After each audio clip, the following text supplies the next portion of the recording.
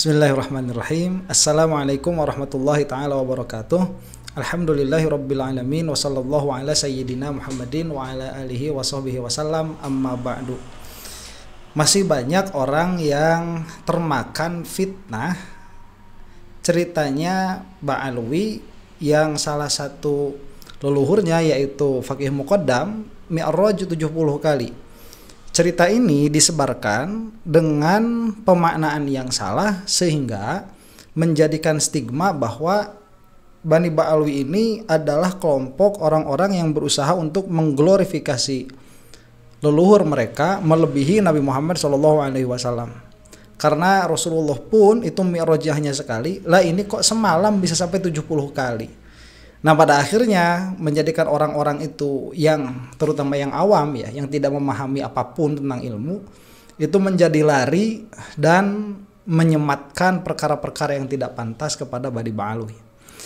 Ini sudah saya jelaskan pada satu kesempatan begitu, dan sekarang alhamdulillah ini Lora Ismail membahas hal ini lagi dengan lebih detail daripada apa yang sudah saya jelaskan. Ini kelebihannya orang-orang yang suka membaca dan menulis ya. Tatkala menjelaskan jelas tentu akan lebih detail. Dan akan sangat sayang sekali apabila kita tidak mendapatkan faidah dari tulisan beliau ini. Nah, jadi video kali ini kita akan membahas hal itu. Bagaimana Lora Ismail ini mendibang ya orang-orang yang secara keji menisbahkan fitnah kepada Bani Ba'alwi. Jadi bagaimana beliau itu mensyarahinya, kita akan simak di sini ya. Ini postingan Muhammad Ismail Al-Khalili. Muhammad Ismail Al-Khalili, Faqih Muqaddam mi'raj 70 kali. Catatan untuk yang mau membaca dan berpikir. Nah, memang ini untuk yang mau membaca dan berpikir ya. Kalau tidak mau berpikir, udah kemakan fitnah, ya sudah, bawa saja itu kebodohannya sampai mati begitu ya. Yang rugi kan Anda sendiri yang termakan fitnah ini. Udah dituduh palsu nasabnya, disesat-sesatkan, difiktif-fiktifkan, dan puncaknya dikafir-kafirkan. Ibarat kata kebencian dan kejulidan Kiai Imad dan kawan-kawan kepada para habaib Ba'alwi sudah mencapai puncak ubun-ubun. Tak tanggung-tanggung yang disenggol mereka adalah tokoh leluhur dan ulama besar yang paling dihormati dalam sejarah habaib, yaitu Al-Imam Al-Faqih Muqaddam Muhammad bin Ali Ba'alwi. Dalam sebagian ceramahnya, Kiai Imad bahkan berdalil dengan kitab Hasyim Asy'ari demi untuk mengkafirkan Faqih Muqaddam. La ilaha illallah. Ya, itu memang betul ya. Siapa Imad ini sudah keterlaluan di dalam fitnahnya. Jadi bukan hanya menyebarkan faham yang salah atas apa yang dia baca dari kitabnya Ba'alwi, dari tulisannya Faqih Muqaddam terhadap gurunya, itu memakai perkataan orang yang sudah wafat, yang beliau itu sudah tidak bisa mengklarifikasi lagi tatkala perkataannya disalahgunakan, untuk menuduh perkara yang paling jelek di dalam agama. Apa itu? Kafir. Ini dituduhkan kepada Al-Faqih Muqaddam. Jadi sudah bukan fitnah sembarangan, ini sudah sejelek-jeleknya fitnah yang mungkin bisa terjadi begitu terhadap seorang muslim. Ini si Imad ya. Entah karena terlalu bersemangat atau bagaimana, Kiai Imad salah dalam mengutip ibaratnya. Nah, gitu ya. Ini yang pertama kali apa? Ibaratnya salah dikutip. Itu yang penting dulu. Dikatakan di sini, manidda'a annahu araja ila samai faqad kafar. Barang siapa yang mengaku bahwa dia itu telah naik ke langit, maka sungguh ia telah kafir. Nah, itu memang perkataannya Hasyim Asy'ari ya di dalam kitabnya tuh. Itu fakta. Nah, cuman ini perkataan Syekh Asy'ari ini kemudian disematkan kepada Faqih Muqaddam. Nah, apakah penyempatan ini cocok atau tidak? Karena menurut bacaannya Imad, Faqih Muqaddam ini mengaku mi'raj. Nah, itu yang pertama ya, itu menurut pengakuannya Imad. Jadi sedangkal apa yang dia, saya rasa bukan pahami ya, sedangkal dari apa yang dia berusaha untuk sematkan kepada Faqih Muqaddam, bahwa Faqih Muqaddam ini mengaku mi'raj. Nah, kemudian diambillah barang siapa yang mengaku bahwa dia itu mi'raj ke langit, naik ke langit, maka dia telah kafir. Itu perkataannya Hasyim Asy'ari. Maka cocoklah kalau misalkan pengakuan faqih muqaddam, sedangkan yang Imad tuduhkan kepada beliau itu cocok disebut kafir oleh Mbah Hasyim Asy'ari. Nah, disebutkan oleh Lora Ismail, dilanjutkan ya. Kiai Imad sepertinya tidak fokus kepada alasan utama mengapa klaim itu bisa menyebabkan kekufuran. Tentu bukan hanya gara-gara klaim bisa naik ke langit, seseorang bisa jadi auto kafir. Seperti ibarat pelintiran beliau. Kalau seperti itu, beliau bisa saja mengkafirkan Garuda Air, Lion Air, Susi Air, dan lain-lain. Alasan utamanya bisa kita pahami dari redaksi Mbah Hasyim dalam kitab Risalah Ahlussunnah wal Jamaah yang menukil dari kitab Asy-Syifa karya Al-Qadhiyyat berikut ini. Nah, jadi memang itu yang saya maksud ya, membaca kitab itu harus runut karena perkataan ini tadi, manida'a annahu araja ila sama'i faqad kafar. Saya tidak mengatakan tidak membaca urija ya, karena memang mengaku bisa naik. Dia yang mengaku bisa naik tuh, bukan dia dinaikkan begitu. Perkataan Mbah Hasyim Asy'ari ini pasti sebelumnya ada muqaddimahnya, sehingga beliau itu mengeluarkan natijah kuliah seperti ini. Ya ini kita anggap natijah kuliah lah, ini kita anggap natijah kuliah karena ini adalah perkara kuli untuk disematkan kepada yang juz'i begitu. Nah, kalau ini dinukil begitu saja tanpa memahami perkataan Mbah Hasyim Asy'ari sebelumnya, betul kata Lora ini, maka pada akhirnya Garuda Air, Lion Air, Susi Air begitu ya, Superman. Itu semuanya akan kafir karena mereka itu ngaku bisa naik ke langit. Padahal sebelumnya Mbah Hasyim Asy'ari itu sudah menukil perkataan Al-Qadhiyyat dari kitab Asy-Syifa. Nah, ini yang belum pernah membaca Asy-Syifa ya, Asy-Syifa bi ta'rifi huquqil Mustafa, itu kitab sangat bagus sekali ya. Silahkan dibaca apalagi dengan syarahnya. Itu bagus sekali. Saya langsung bacakan keterjemahannya saja ya supaya tidak lama nih.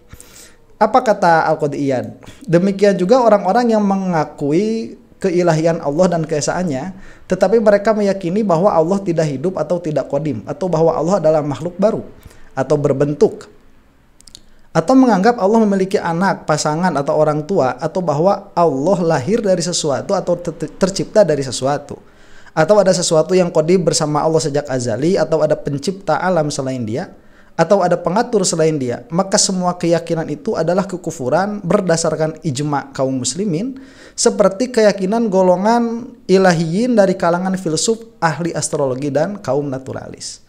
Nah, ini sifat-sifat orang yang keluar dari agama ya, yang sudah kafir lah begitu, yang disebutkan tadi itu. Ini sebetulnya bagus sekali untuk dibahas ya, cuman bakal terlalu panjang. Kita kasih konteks saja dulu lah, kenapa Mbah Hasyim Asy'ari ini mengatakan barang siapa yang mengaku naik ke langit maka dia kafir. Demikian pula orang-orang yang mengklaim telah duduk bersama Allah naik ke hadiratnya, berbicara langsung dengannya, atau meyakini bahwa Allah bersemayam dalam salah satu pribadi, sebagaimana keyakinan sebagian kaum sufi golongan batiniyah, kaum Nasrani, dan kelompok Qaramitoh. Nah, inilah. Jadi ini adalah terusan dari penjelasan perkara-perkara yang mengkafirkan begitu. Nah, ini kemudian perkataan Lora lagi ya. Nah, dari situ kita bisa menarik sebuah kesimpulan bahwa yang menyebabkan kekufuran bukan pengakuan bisa mi'raj ke langit belaka, tapi adalah pengakuan para pengikut aliran sesat yang mengklaim bahwa mereka bisa menjangkau Allah, naik kepadanya, duduk dan jagongan bersamanya. Karena itu sama saja menisbatkan tempat atau sesuatu yang tidak layak kepada Allah. Adamu tanzihillahi anin nawaqis, yang memang menjadi tema utama pembahasan dalam paragraf ini.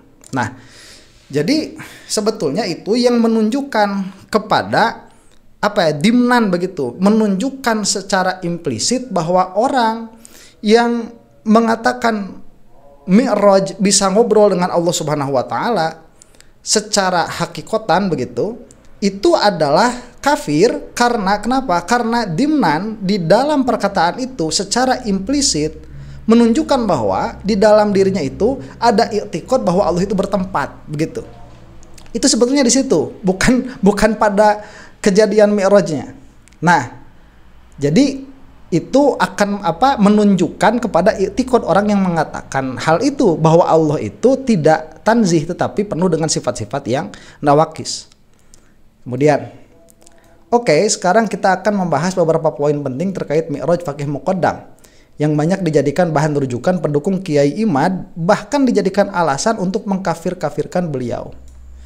Nah ini masih sopan ya, masih nyebut Kiai. Ini kalau udah kayak gini saya rasa apa ya, kalaupun misalkan Imad ini memang memahami yang dimaksud dari tulisannya Faqih Muqaddam kepada gurunya, kemudian malah memfitnah, ini sudah keluar dari kata-kata Kiai, sudah tidak layak. Itu kalau dia paham ya. Kalau dia tidak paham, salah paham, itu apalagi begitu. Itu udah nggak layak, disebut alim aja udah nggak layak Imad itu. Berarti ya bodohnya kebangetan begitu. Lawong perkara yang mudah saja seperti itu dia nggak paham kok. Nah yang pertama, apa poinnya ini ya?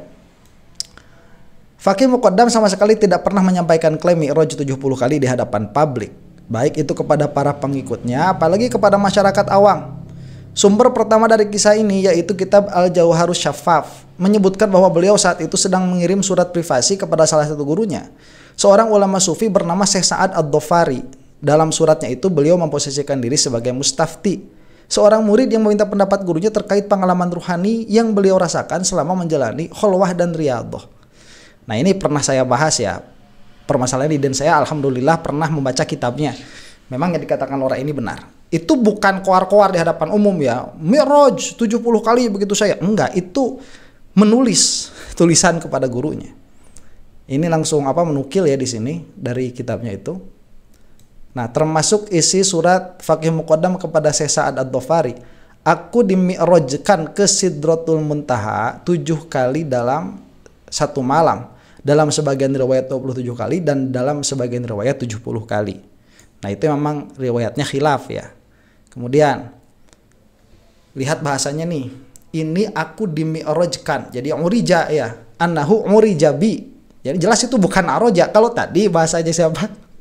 bahasa Masy'ari itu aroja, yang mengaku dia bisa naik. Ini makan orijabi, dinaikkan. Saya bukan bisa mi'raj.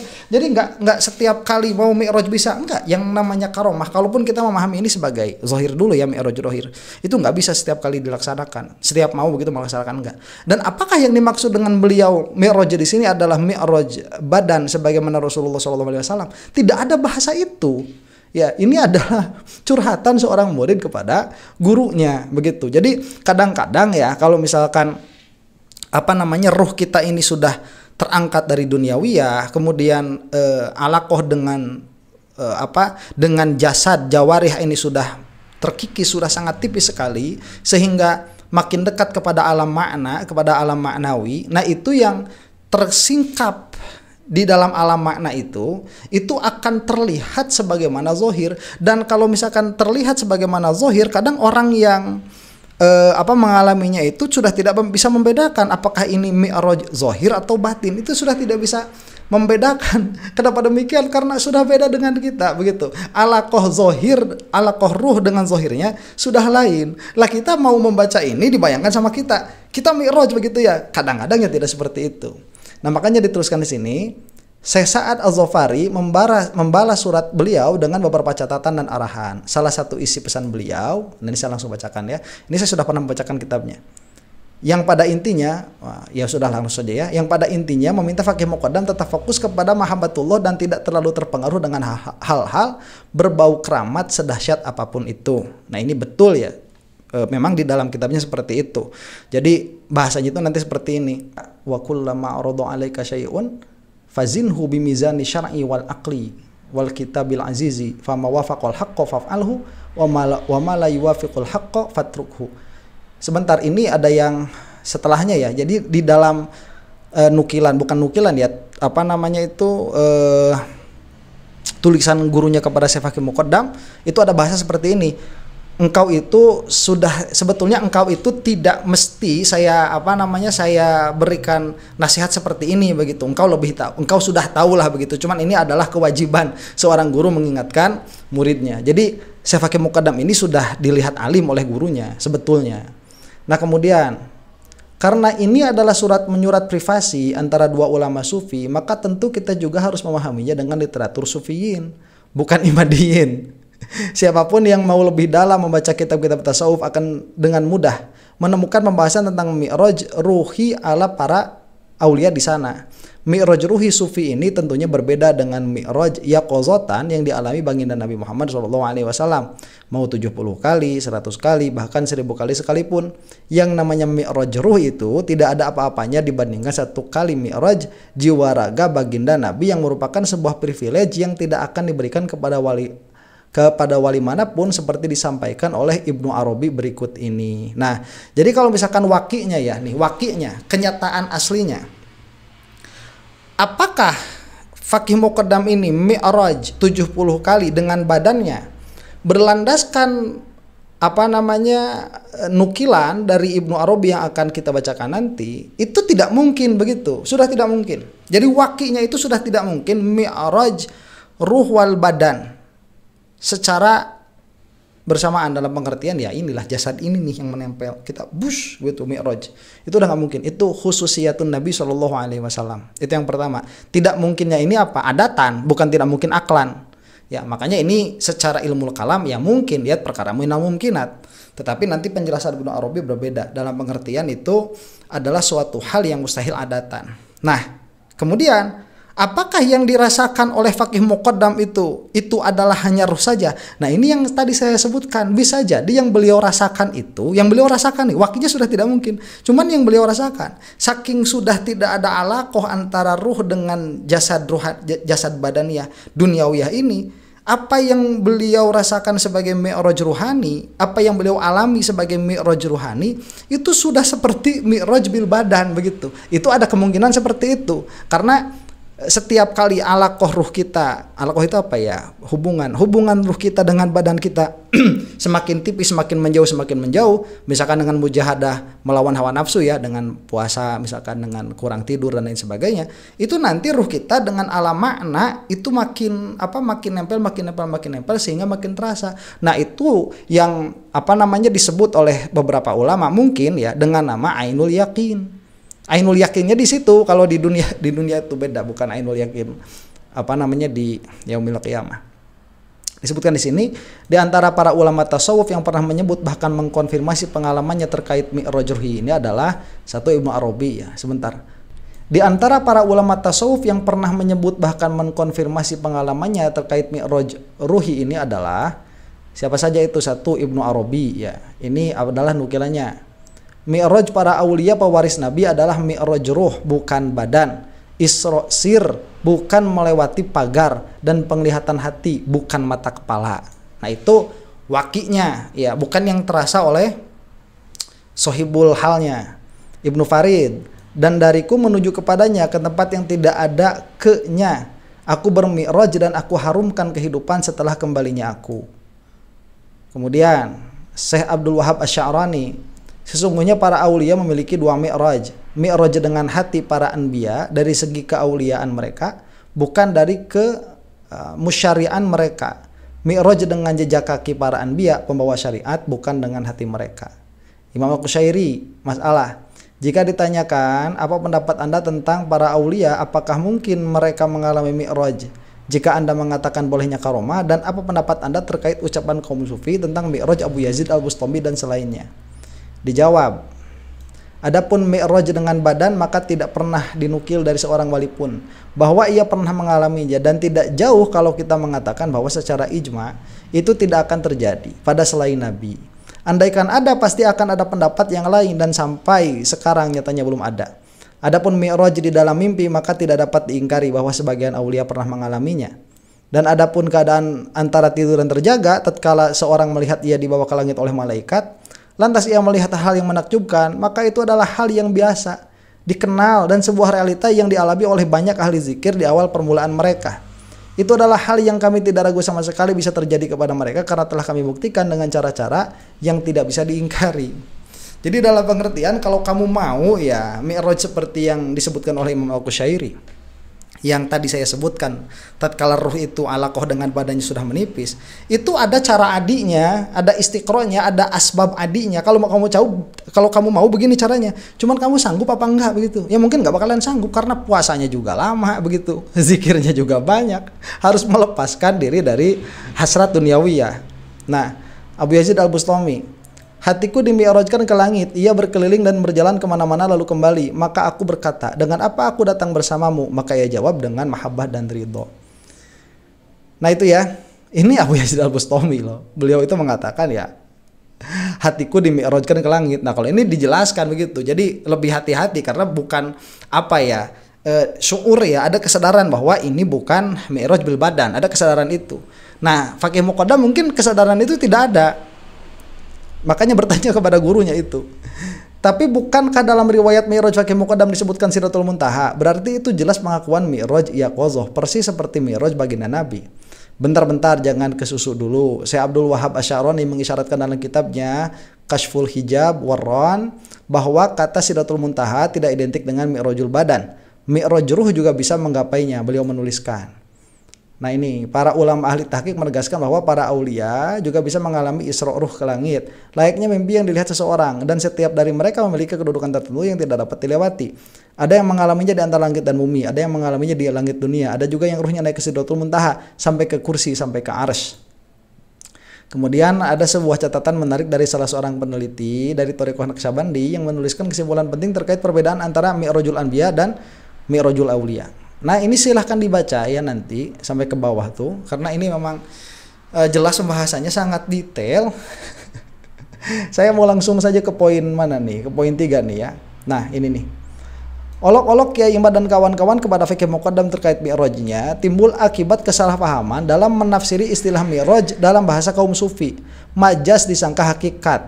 Nah ini tadi yang saya katakan, kalau memang Ki Imad ini dia salah dalam memahami apa yang dituliskan oleh Faqih Muqaddam kepada gurunya. Nggak layak sudah disebut kiai itu, berarti bodoh begitu ya. Kok nggak paham?